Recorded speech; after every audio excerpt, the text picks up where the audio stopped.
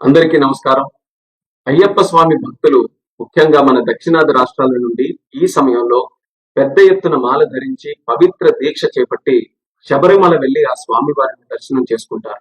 కిందటి సంవత్సరం కేంద్ర మంత్రిగా నేను బాధ్యతలు స్వీకరించిన తర్వాత విమానంలో ప్రయాణం చేసే అయ్యప్ప స్వామి భక్తుల సమస్యలు నా దృష్టికి వచ్చాయి. వెంటనే భక్తుల సౌకర్యార్థం మా సెక్యూరిటీ రూల్స్ లో మార్పులు చేసి విరుముడి నేరుగా తమతో పాటు తీసుకుని వెళ్లే విధానం, ఆ మార్పులు మేము తీసుకొని వచ్చాం. ఈ సంవత్సరం కూడా అదే విధంగా అయ్యప్ప స్వామి భక్తులు ప్రయాణం చేసేటప్పుడు వాళ్ళ తాలూకా విరుముడి నేరుగా వాళ్ళతో పాటే ఫ్లైట్ లో తీసుకొని వెళ్లేటటువంటి సౌకర్యం మేము కల్పిస్తున్నాం. ఇది తక్షణం ఈ రోజు నుండి జనవరి 20 తేదీ వరకు అమల్లో ఉంటుంది. అంటే మండలం నుంచి మకర విలక్కు కాలం వరకు కూడా ఈ సౌకర్యం అయ్యప్ప స్వామి భక్తుల్ని దృష్టిలో పెట్టుకొని కల్పించడం జరుగుతుంది. ఈ కూటమి ప్రభుత్వం దేశ ఆచార సాంప్రదాయాలకు, భక్తుల మనోభావాలకు అత్యంత ప్రాధాన్యతనిస్తుంది.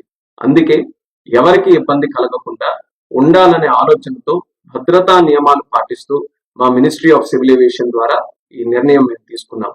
దీన్ని భక్తులందరూ కూడా సద్వినియోగం చేసుకుంటారని, మీ అయ్యప్ప స్వామి దీక్ష విజయవంతంగా జరగాలని, స్వామి తాలూకు ఆశీస్సులు పొంది అందరికీ కూడా మంచి జరగాలని ఈ సందర్భంగా కోరుకుంటున్నాను. నమస్కారం. ఓం స్వామియే శరణమయ్యప్ప.